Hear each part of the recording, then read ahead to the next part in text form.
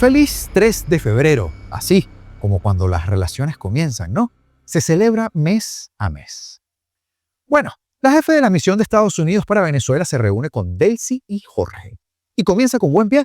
Parece mentira, pero un pequeño detalle habla más que 1000 palabras. María Corina Machado dice estar dispuesta a reunirse con Delcy Rodríguez para hablar sobre transición en Venezuela. Y los caraduras de Globovisión dicen que se doblegó.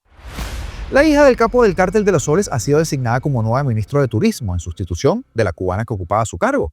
¿Simple reacomodo de piezas, reciclaje delincuencial o algo más? ¿Qué mensaje se quiere mandar?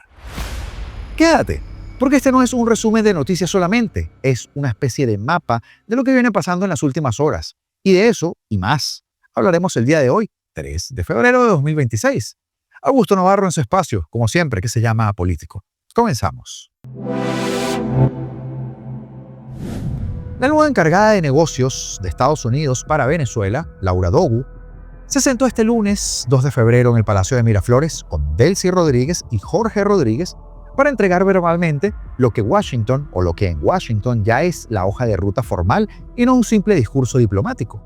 El plan de 3 fases esbozado por el secretario de Estado Marco Rubio para el futuro político y económico de Venezuela.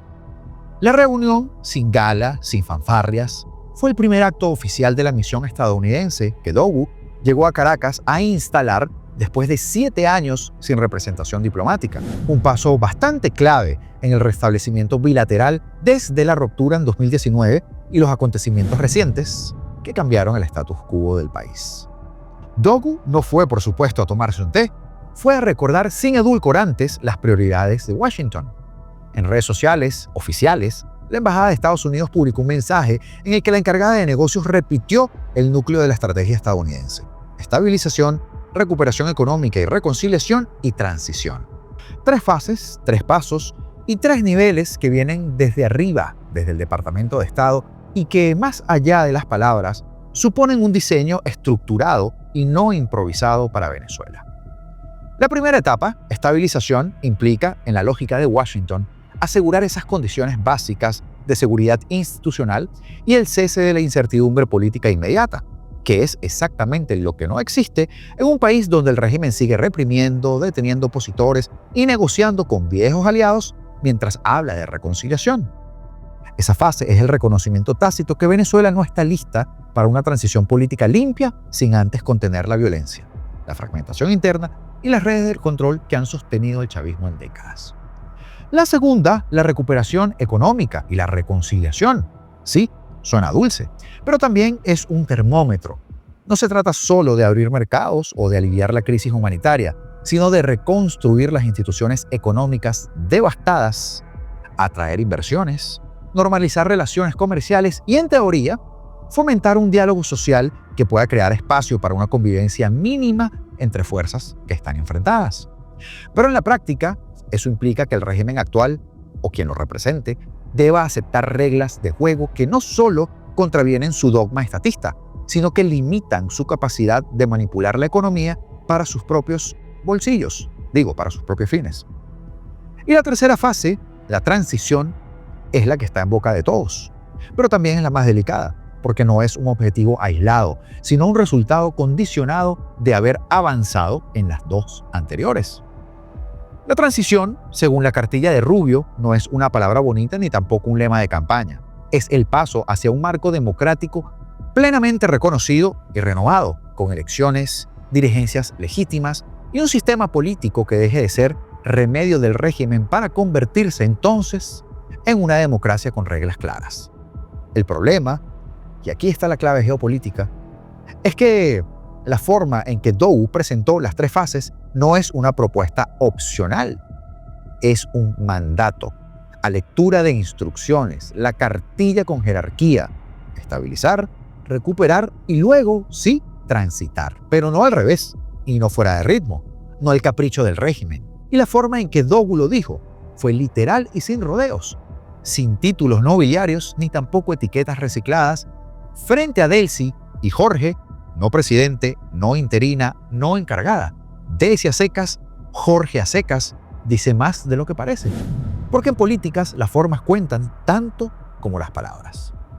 Esto Coloca al régimen que hasta hace poco se jactaba de una retórica antiimperialista y de soberanía absoluta en una posición curiosa: obedecer la hoja de ruta de la potencia extranjera para reclamar legitimidad interna e internacional.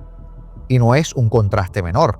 La tarea diplomática de Dogu no fue solo presentarse o reabrir la embajada, fue, en términos concretos, vincular la supervivencia política de Delcy con la implementación del plan que viene desde Washington.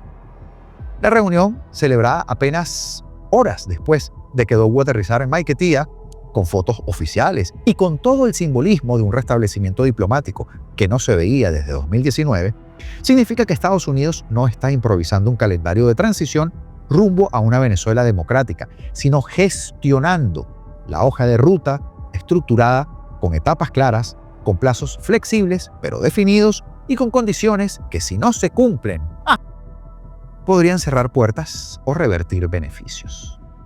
Y ahí está la lección implícita que Dogu vino a leer en Miraflores. Este plan no puede ser interpretado como un menú de sugerencias.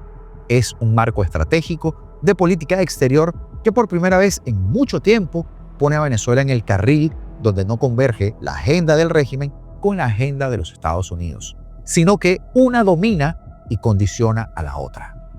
La estabilidad, la economía y la transición no son vaguedades retóricas, sino etapas políticas que deben cumplirse secuencialmente si se quiere evitar que lo que se observa hoy, un régimen que no quiere soltar el poder a pesar de las palabras bonitas, se convierta en una transición de pura fachada nada más. En otras palabras, la diplomática no fue a saludar, fue a imponer un orden de prioridades. Eso escribió en su tweet, eso escribió en su X, quise decir. Y eso no pasa desapercibido entre quienes saben que el régimen, si se le deja espacio, buscará jugar con los plazos, con las ambigüedades y con las narrativas para estirar la telenovela todo lo posible sin perder el control real de la política y la economía. La reunión de ayer, 2 de febrero, no fue un acto ceremonial, fue la propuesta, la puesta en escena de una estrategia de largo aliento donde Dogu fue la portadora del mensaje de Marco Rubio. Primero seguridad, luego recuperación y después transición, no al revés. Y por si alguien tiene dudas de lo que piensa el secretario de Estado Marco Rubio, vamos a despejarlas de una vez, ¿verdad? Tomo un fragmento de sus más recientes declaraciones acerca de ese tema. ¿Es Delcy Rodríguez, para los Estados Unidos, una figura legítima? ¿Es ahora su posición que la vicepresidenta Delcy Rodríguez es la presidenta legítima de Venezuela? Bueno, esto no se trata de quién es el presidente legítimo. Nosotros no creemos que este régimen en el poder sea legítimo a través de una elección, y no somos solo nosotros. Son más de 60 países en todo el mundo que también comparten esa opinión, incluida la Unión Europea. Nosotros entendemos que hay personas en Venezuela hoy que son quienes realmente pueden hacer cambios. Así que, por ejemplo, cuando queremos enviar los vuelos de migrantes, aunque nunca hemos reconocido al régimen de Maduro como legítimo, tuvimos que tratar con las autoridades que controlaban el aeropuerto. Tuvimos que tratar con las personas que tenían armas y con quienes tenían el control de los aeropuertos. Tuvimos que tratar con ellos para lograr estos objetivos. Eso es diferente a reconocer su legitimidad.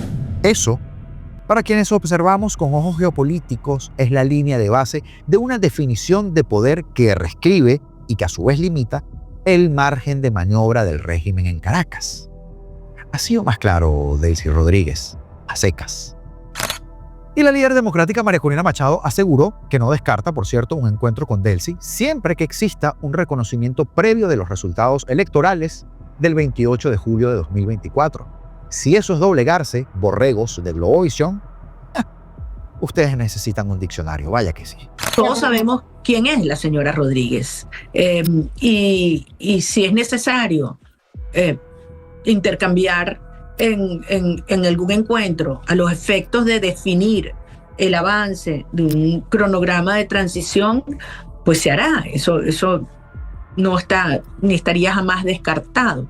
Pero como yo lo he dicho todas las veces y los venezolanos lo saben, cualquier proceso de intercambio, de acercamiento, es sobre la base del reconocimiento del 28 de julio y de que avanzamos en un proceso de transición. Consultada sobre su retorno a nuestro país, Machado indicó que volverá lo más pronto posible una vez que concluya su agenda en Washington. Y vaya que está haciendo reuniones en Washington, y muy importantes. Ha dicho, voy a tratar de regresar lo antes posible, una vez que yo pueda cumplir las tareas que me he propuesto hacer aquí en los Estados Unidos, declaró. Asimismo, Machado también tuvo palabras para el nefasto nombramiento, ya vamos a hablar de eso, de Daniela Cabello, la hija de Diosdado Cabello y sancionada por Estados Unidos como nueva ministra de Turismo, y lo definió como un rearreglo entre mafias. Son rearreglos entre mafias, pero sigue siendo la mafia. Es la mafia. Puede tener un nombre, un ismo, otro ismo, un color u otro, pero al final es la mafia. Ellos son parte de toda la estructura que destruyó las instituciones de Venezuela, que destruyó las familias de Venezuela, que expulsó 1/3 del país de Venezuela, que acabó con la economía, con el salario que tienen nuestros niños y ancianos pasando hambre, que se aliaron con Rusia, con China, con Irán, con Cuba, con los carteles, con la guerrilla, con Hezbollah y con Hamas. Es decir, son lo mismo. Sobre la reunión programada entonces entre el presidente Donald Trump y el mandatario colombiano Petro, Machado también tuvo consideraciones y dijo que será una oportunidad para que se defina claramente la posición de Colombia.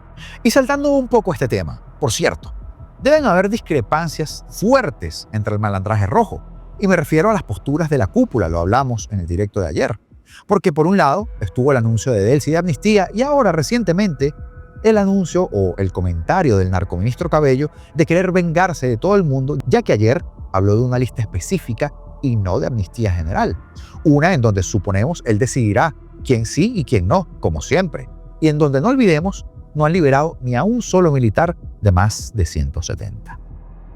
Toda ley de amnistía tiene una lista, una revisión de acuerdo a los delitos que la gente haya cometido, los que puedan ser sujetos de ese beneficio. Y con respecto al tema de las liberaciones, de las excarcelaciones o de la amnistía, este que ven en pantalla es el orden del día de la ilegítima Asamblea Nacional el día de hoy. Y como pueden observar, ni rastros de amnistía. Como pueden ver, habrá discusión del pifostio este que tienen montado con la Cruz Roja, el nombramiento de la embajadora para Italia, Malta y San Marino y poco más. Pero nada de amnistía. Habrá entonces que exigir la celeridad en este asunto, porque las calles, cuidado con esto, andan tibias.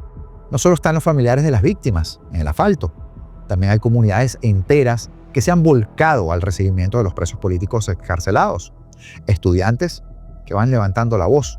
Y atentos, porque las candelitas que se apagaron también se pueden volver a prender muy fácil. Vaya que sí. ¿Y qué más pasó en el universo infinito de la infamia chavista? Pues bien, lo que decíamos al principio, el nombramiento de Daniela Desirée Cabello Contreras como ministro de Turismo, apoyada por Delcy a secas. Representa un movimiento atrevido, por supuesto, en el contexto de la transición venezolana post-captura de Nicolás Maduro. Porque este cargo enmarca supuestamente un esfuerzo por revitalizar el sector turístico y las exportaciones, lo cual no es casual. Cabello ya ha ocupado roles similares relacionados como presidenta de la Fundación Marca País y la Agencia Venezolana de Promoción de Exportaciones, que ha servido para poco o nada, lo que sugiere una continuidad en su trayectoria pública en ese papel. Pero en la práctica, ese ascenso genera controversia al considerar que es una sancionada por la Oficina de Control de Activos Extranjeros, por la OFAC, del Departamento del Tesoro de los Estados Unidos, y sus conexiones delictivas a través de su familia y el patrón de reciclaje de figuras del chavismo duro en posiciones de poder durante esta fase de estabilización no es una buena señal, ni tampoco un buen mensaje. Daniela Cabello es entonces designada en un momento de reacomodo político y económico en Venezuela, donde el régimen interino busca atraer inversión extranjera, especialmente en turismo y energía, para estabilizar la economía tras años de aislamiento. Pero a la par, intentan hacerle creer a su núcleo interno que están cohesionados. El turismo, señores, en Venezuela es marginal a la economía. Representa menos del 5% del PIB y se ve simplemente como un puente para la normalización diplomática, con énfasis en exportaciones no petroleras y con promoción internacional. La experiencia previa de esta muchacha en la promoción de exportaciones supuestamente la posiciona como una operadora familiarizada con estos temas, pero realmente es como un premio a la lealtad en un régimen que, pese a la caída de Maduro, quiere mantener sus estructuras chavistas intactas. Cabello fue sancionada por la OFAC en noviembre de 2024 junto a otros 20 funcionarios venezolanos por su rol en socavar la democracia, en respaldar la represión de protestas y en facilitar el fraude electoral en las elecciones presidenciales de 2024, donde Maduro se autoproclamó ganador con la complicidad de todas las instituciones subyugadas. Estas sanciones implican el bloqueo de activos en Estados Unidos, la prohibición de transacciones con entidades estadounidenses y las restricciones de viaje, lo que complica su labor como ministra de Turismo, ¿no? O cómo promover Venezuela internacionalmente si ella misma está vetada en mercados claves como el estadounidense. Pero recordemos que Maduro la condecoró por esas sanciones en 2024, viéndolas como un honor antiimperialista, una burla en realidad, lo que refuerza tanto el carácter delincuencial de Maduro como el de Daniela. En el contexto actual de 2026, con Estados Unidos impulsando una transición y bajo la administración de Trump y figuras como Marco Rubio, estas sanciones no han sido levantadas para Daniela Cabello, lo cual es curioso porque difiere de algunas flexibilizaciones en el sector petrolero. Y esto sugiere que Washington tolera temporalmente figuras sancionadas como ella para mantener una estabilidad, pero también podría usarlo como palanca para presionar concesiones. Su nombramiento, por cierto, envía un mensaje claro. Pusimos a la hija de un narco frente al turismo en Venezuela y punto. Lo que podría tensar la cuerda, porque esas acciones no van a pasar desapercibidas. Las conexiones delictivas de Daniela Cabello de momento son indirectas, pero vaya que son profundas, derivadas principalmente de su padre, Diosdado Cabello, quien ha sido acusado por la DEA, no por este servidor, de liderar el Cártel de los Soles, una red de narcotráfico integrada por altos funcionarios venezolanos que traficaban estupefacientes hacia Estados Unidos y hacia Europa. Diosdado fue sancionado por la OFAC en 2018 por corrupción, por lavado de dinero. Hemos hablado en múltiples programas de la cantidad de dinero que tiene en España, por violaciones de derechos humanos. Además, reportes de inteligencia que lo vinculan a ventas ilegales de oro y otros delitos transnacionales. Y aunque Daniela no ha sido directamente imputada en investigaciones como la de su padre o como la de los tíos, que también están sancionados, su proximidad al entorno Maduro, como lo describe la OFAC, la sitúa en un ecosistema de corrupción sistémica. Libros críticos, por cierto, como Las muñecas de la corona, detallan cómo mujeres del círculo chavista, incluyendo hijas y esposas, han sido usadas para encubrir o para facilitar operaciones delictivas, desde lavado de activos hasta control de instituciones. Ahí está Silita, ¿no? En 2018, la DEA investigó a figuras cercanas a ella por tráfico de drogas y de oro ilegal. Y aunque no se nombra explícitamente a Daniela, su rol en las exportaciones podría haber sido un canal para actividades ilícitas, según alegaciones no probadas, pero persistentes en diferentes medios. Esto plantea riesgos como ministra, porque podría exponer al turismo venezolano al escrutinio internacional por lavado de dinero, especialmente si los inversionistas extranjeros quieren evitar asociaciones con gente sancionada. Este nombramiento ejemplifica el reciclaje del chavismo duro. En lugar de una purga total, figuras como Delcy y Daniela se mantienen para garantizar el control sobre las armas, sobre la logística y sobre el poder, evitando el caos inmediato. En la transición orquestada por Estados Unidos, se prioriza el petróleo y la estabilidad sobre la democracia plena. Y esto se está viendo como una especie de chavismo 3.0 con fachada. El poder duro, militares y colectivos, se sigue adaptando bajo la tutela de Washington, pero no está incorporando civiles gradualmente. Esto, señores, bloquea una verdadera conciliación, perpetuando impunidad para represores y para corruptos, y plantea la pregunta: ¿prefiere Estados Unidos dictadores útiles reciclados antes que un vacío de poder que podría llevar a la inestabilidad o a la competencia de China y Rusia en los recursos venezolanos? El nombramiento de Cabello fortalece la continuidad chavista en la transición, pero a costa de credibilidad internacional, la cual no tiene, pero la declaración de intenciones, al menos, ¿no? ¿Podría impulsar el turismo a corto plazo? ¿A cuenta de qué? Yo no veo por qué. ¿Cuál es su experticia? Más bien arriesga a sanciones adicionales o a boicots si es que no se resuelven sus estigmas. Y esto destaca cómo el reciclaje prioriza el pragmatismo sobre la justicia. Y repito, como todos los días y como en todos los directos. Sin justicia no hay perdón. Un despropósito y una burla en toda regla lo de Daniela Cabello. Por cierto, hablando de la celebración del cumplemes de la captura de Maduro que decía al principio, aprovecho para dejarle este fragmento de video del secretario de Guerra Pete Hegseth, refiriéndose al reo de Brooklyn. Disfrútelo. la incursión individual más sofisticada en la historia del planeta. Ningún otro presidente antes del presidente Trump habría tenido el valor de tomar esa decisión. Y ningún otro ejército en el mundo tiene la capacidad de hacerlo. Recuerdo cuando Nicolás Maduro se burló de nosotros y dijo, aquí estoy, vengan por mí. Bueno, lo descubrió. Y sí, absolutamente todos sabíamos que esas palabras eran con el mundo. Y es que lo disfrutamos en su momento, porque ellos son alzaditos con quien pueden someter, aunque a veces también se les va la olla. Pero ajá, señores chavistas, la historia la cuentan los ganadores, y al menos a mí me divierte que eso forme ahora parte del expediente del dictador suelo. Yo admito que ese día, hace un mes, reaccioné de manera poco decorosa en redes sociales. De hecho, así lo compartía apenas minutos después del anuncio oficial. Y me perdonan el francés y también la palabrota que no debí decir. Pero bueno, me sobrepasaron las emociones. Bueno, señores, mientras estaba grabando para ustedes lo que era el parte oficial de lo que estaba sucediendo en Venezuela con las zonas afectadas, llegó la gran noticia. Capturaron al maldito de Nicolás Maduro. Caroline Leavitt acaba de anunciar que el tirano, el dictador, el genocida, el jefe de la banda de criminales y secuestradores y narcotraficantes de Venezuela ha sido capturado. Y en aras de poder interactuar con ustedes, quiero preguntarles, ¿cómo reaccionaron? ¿Cómo reaccionó usted? Escríbanlo en los comentarios, que seguro voy a leer historias fabulosas. Y en pocas horas se reúne el flamante guerrillero Gustavo Petro con el presidente Trump, y el preámbulo no ha podido estar más interesante. Por un lado, y me dio hasta fastidio colocárselos, el jaguar errante se puso a recitar poemas, revoluciones trasnochadas, etc., y a decir que combatiría el frío, el cual yo sigo combatiendo también, y otros tantos desvaríos. Pero por otro lado, Trump, habitualmente pragmático, se refirió al cambio de postura de Petro, aludiendo un dato no menos curioso que decía el presidente Trump. Sobre su reunión con el presidente Petro, él ha sido bastante crítico con usted desde que habló en enero tras la redada de Maduro. ¿Cuáles son sus expectativas al respecto? Veremos. Quiero decir, ha sido muy amable en el último mes o dos.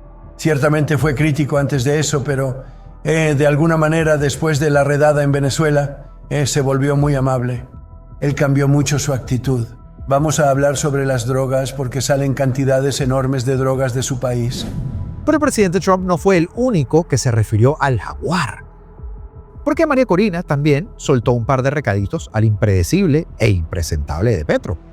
Yo creo que es muy importante este encuentro del presidente de Colombia con el presidente Donald Trump. Yo creo que es una oportunidad para que se defina claramente, porque aquí no se puede estar con el crimen y la opresión y con el pueblo de Venezuela, una u otra. Lo que está en juego en Venezuela es el cartel que se aferra al poder, aunque en este momento lo estén obligando a llevar adelante algunas tareas de desmantelamiento de sus propias estructuras represivas, y el pueblo de Venezuela.